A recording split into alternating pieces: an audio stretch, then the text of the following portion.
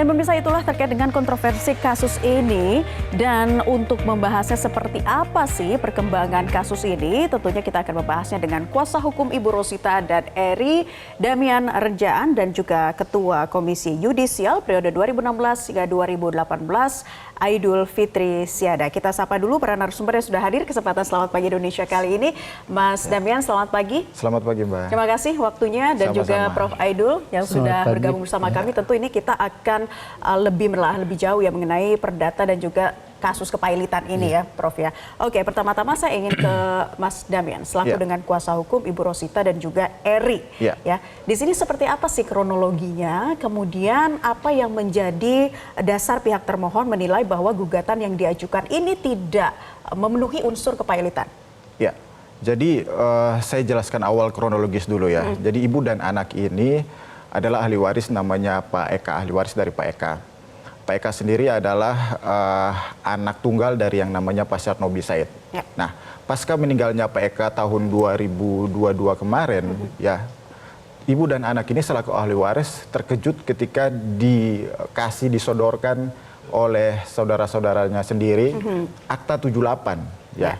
Akta 78 seolah-olah selama 20 tahun terakhir itu almarhum Pak Eka Rasja ini tidak pernah melakukan pembayaran atas Akta 78 itu. Padahal ibu dan anak ini sama sekali tidak tahu atas Akta 78 ini. Mereka warga negara asing, warga negara Singapura. Lebih banyak menghabiskan waktu di Singapura. Pada saat itu juga mereka belum dapat penetapan ahli waris dan sebagainya. Itu yang disesalkan. Oke, nah sebenarnya kronologinya gimana sih perjanjian atau syarat dari pembayaran Akta 78 ini? Jadi WNA asal Singapura, Ibu Rosita dan juga Eri tidak tahu menahu begitu ya? Sama sekali tidak tahu. Jadi ternyata pas ditelusuri akta ini, ya mereka juga tidak pernah punya salinan itu, tidak pernah diinformasikan sebelumnya semasa hidupnya oleh almarhum Pak Eka. Jadi ternyata pas ditelusuri aktanya itu berisi tentang pemberian bonus. Jadi judul aktanya itu Akta Pemberian Bonus nomor 78 yang ditandatangani tahun 98 oleh almarhum Pak Syarnobi atau kakek dari Pak Eri sendiri atau mertua dari Ibu Rosita, yang berisi kesepakatan Pak Syarnobi selaku pihak pertama di perjanjian untuk memberikan bonus dari laba bersih PT Kramayuda ya kan, kepada 4 orang di pihak kedua di perjanjian. 3 diantaranya adalah saudaranya sendiri, saudara Pak Syarnobi sendiri. Intinya adalah pemberian bonus itu untuk kesejahteraan, ya, untuk kesejahteraan 4 orang ini. Dan yang kedua, pemberian itu diberikan sepanjang almarhum Pak Syarnobi ini masih menjadi pemegang saham mayoritas. Nah, faktanya beliau udah meninggal dari tahun 2001, ya kan? Nah, kemudian di situ dikatakan bahwa pemberian bonus ini tidak wajib diberikan setiap tahun, tetapi akan diusahakan diberikan setiap tahun. Nah, kalau kami menilai ya bahwa memang dari perkara ini sangat tidak pantas sekali ya untuk diselesaikan melalui mekanisme PKPU dan Pailit. Kenapa? Karena syarat PKPU dan Pailit itu kan utang yang dituduhkan itu harus sifatnya sederhana. Sederhana dalam artian bahwa jatuh temponya sudah pasti, keberadaannya sudah pasti. Sedangkan kalau yang tadi saya jelaskan, perjanjian ini, perkara ini sangat tidak sederhana karena ada klausul bahwa bersyarat, terus sepanjang Pak Syarnobi masih hidup, masih menjadi pemegang saham, sedangkan beliau sudah meninggal. Terus kemudian pada saat itu juga mereka belum ada penetapan ahli waris, padahal harus ditentukan dulu penetapan ahli waris. Nah, kemudian juga kalimat akan diusahakan diberikan setiap tahun ini kan sangat tidak jelas sekali. Itulah kenapa kita bilang bahwa tidak memenuhi syarat PKPU dan Pailit. Tidak memenuhi syarat dikatakan oleh pihak kuasa hukum. Saya akan tanyakan ke Prof. Aidul. Gimana Prof melihat kejanggalan atau juga dengan kasus ini sebagai ex dari Komisi Yudisial begitu ya, Ketua KY ini menyoroti dengan kasus ini. Kita akan bahas Prof. Aidul dan juga Mas Damian usai jeda. Pemirsa, sesaat lagi kami akan masih melakukan perbincangan untuk Anda usai jeda berikut ini. Tetaplah di Selamat Pagi Indonesia. Kembali lagi bersama kami di Selamat Pagi Indonesia. Pemirsa, kita masih membahas atau juga menyoroti kasus WNA asal Singapura yang dinyatakan Pailit. Masih bersama dengan pihak kuasa hukum Ibu Rosita dan juga Eri, Mas Damian, kemudian ada Prof. Aidul di sini. Prof ingin menjelaskan lebih lanjut. Tadi kita sudah mendengar bersama begitu ya apa yang dijelaskan kasusnya, kronologinya oleh Mas Damian. Apa yang disoroti sejumlah kejanggalan, terutama terkait juga dengan sisi etik hakim di sini, Prof? Ya, terima kasih. Dalam kaitan dengan kode etik hakim, Sebenarnya ini sudah ada putusan atau rekomendasi, lebih tepat rekomendasi dari Mahkamah Agung, ya, yang isinya, rekomendasinya adalah memberikan sanksi kepada satu hakim pengawas, ya, kemudian hakim ketua dan hakim anggota ke-1 atau pertama, dengan sanksi dimutasi ke pengadilan yang lebih rendah. Dan yang menarik sebenarnya, pelanggaran atas kode etik itu adalah pelanggaran pasal 12 dan 14. Pasal 12 dan 14-nya adalah pasal yang terkait dengan disiplin tinggi. Itu pasal 12 terhadap ketentuan pada norma-norma hukum, ya. Dan pasal 14 itu terkait dengan profesionalisme. Dan pasal ini istimewa karena hanya bisa diperiksa oleh Mahkamah Agung. Jadi Komisi Yudisial tidak bisa memeriksa langsung kecuali melakukan pemeriksaan bersama dengan Mahkamah Agung.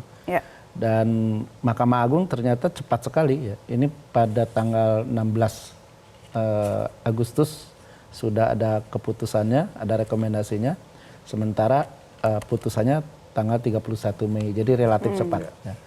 Nah, dari sisi ini sebenarnya pelanggarannya lebih banyak terkait dengan apa yang disebut di dalam kode etik sebagai judicial conduct, perilaku yudisial yang terkait dengan tugas dan pekerjaan sebagai hakim. Karena sisi lain sebenarnya ada yang disebut dengan pure conduct atau pure misconduct dalam pengertian terkait dengan misalnya kejujuran, ya, misalnya perselingkuhan, begitu. Nah, kalau ini terkait dengan dunia pekerjaan sebagai hakim. Jadi kalau kita lihat dari sini sebenarnya putusan ini memang memiliki kejanggalan dari sisi substansi.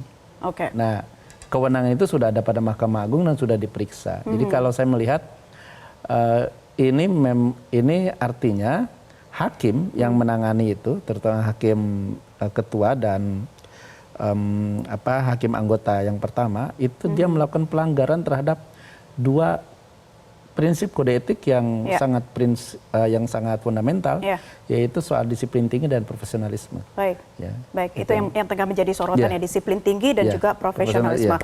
Nah, saya ingin kembali lagi ke Mas Damian ini. Kalau kita lihat ini berarti menurut Anda hasil putusan dan pilot yang aneh, begitu ya? Nah, kemudian bagaimana sih hasil putusan dan juga perjalanan proses ini di Pengadilan Niaga sendiri? Ya, jadi kita berawal dari putusan PKPU September tahun lalu, kemudian berproses di mana proses verifikasi di pengadilan dan kemudian pada saat proses verifikasi bulan Desember tahun lalu itu hakim pengawas yang mengawasi proses ini memutus menolak tagihan. Tapi seharusnya final di situ, namun kemudian dipaksakan diajukan banding. Kemudian hakim pemutus yang sudah dijatuhin sanksi tadi itu memerintahkan untuk melanjutkan proses PKPU ini. Nah, kemudian yang menarik lagi setelah proses verifikasi dilanjutkan, ternyata ditemukan fakta bahwa ada aliran dana 232 miliar ke rekening para pemohon PKPU ini selama 12 tahun terakhir. Nah, artinya bahwa sebenarnya kan tagihan nilai tuntutan yang kemudian diputus 541 miliar pada awal putusan PKPU sebenarnya kan tidak benar. Nah, sayangnya pada saat itu secara terpaksa memang kita harus menyatakan membayar supaya kita keluar dari proses PKPU ini.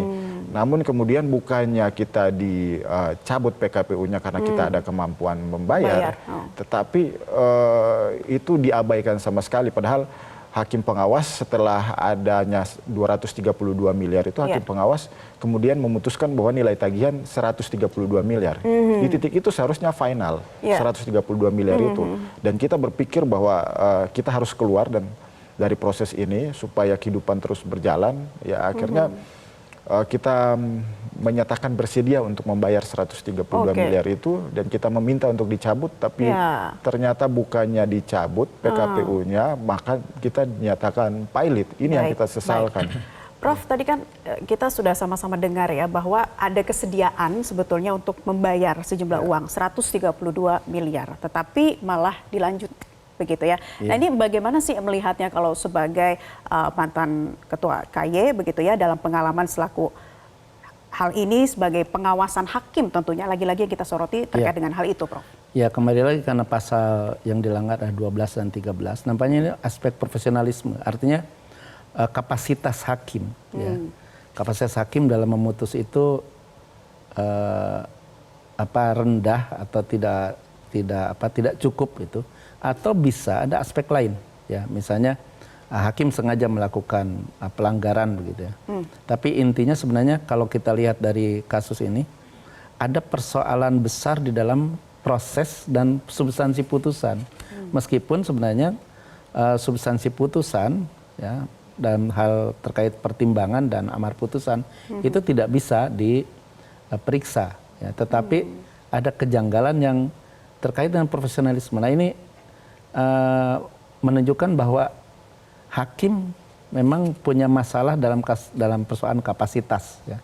Entah itu kapasitasnya memang tidak cukup atau memang ada niat yang lain. Nah, ini yang saya kira ditemukan oleh hakim pemeriksa, hakim tinggi ya terhadap 3 orang hakim yang dikenakan sanksi ini.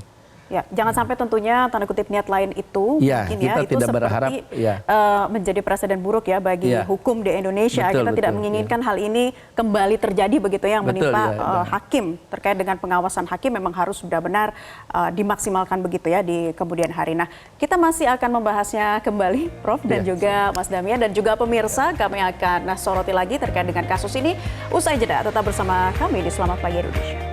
Kembali di Selamat Pagi Indonesia, semakin menarik pemirsa perbincangan kita terkait dengan kasus WNA asal Singapura yang dinyatakan pilot. Tadi kita sudah mendengar kronologi dan perjalanan kasusnya. Nah, saya ingin tanyakan kembali ke pihak kuasa hukum, jadi sudah sampai mana? Ini proses kasasi kan berjalan ya di MA, sudah sampai sejauh mana? Ya.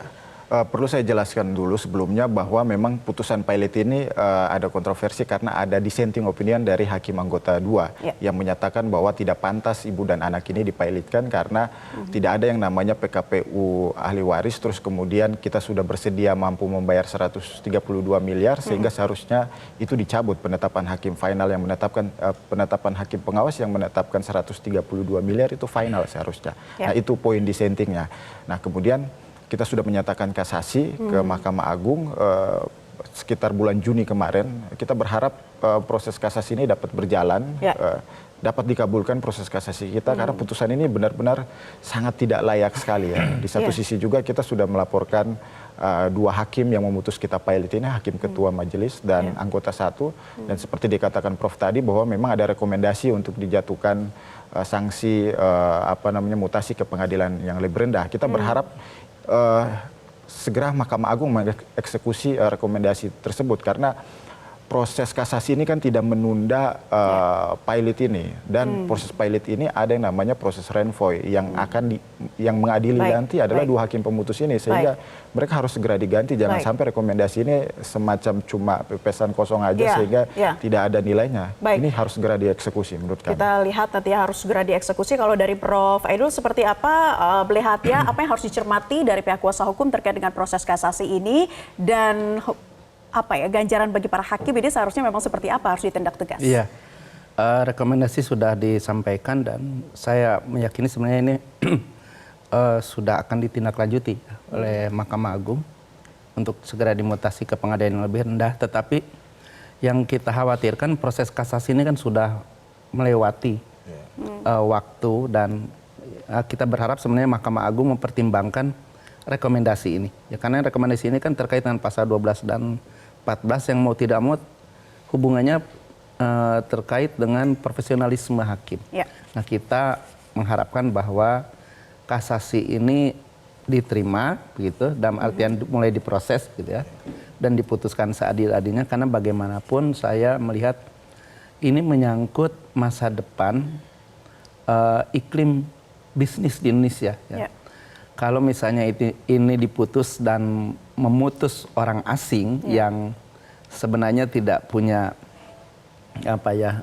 aktivitas bisnis ya di Indonesia atau tidak terkait dengan perceraian yang ditinggalkan oleh Pak Sarnobi Said itu, ini akan dengan mudah dipersepsi oleh dunia bisnis di tingkat global bahwa pengadilan Indonesia itu tidak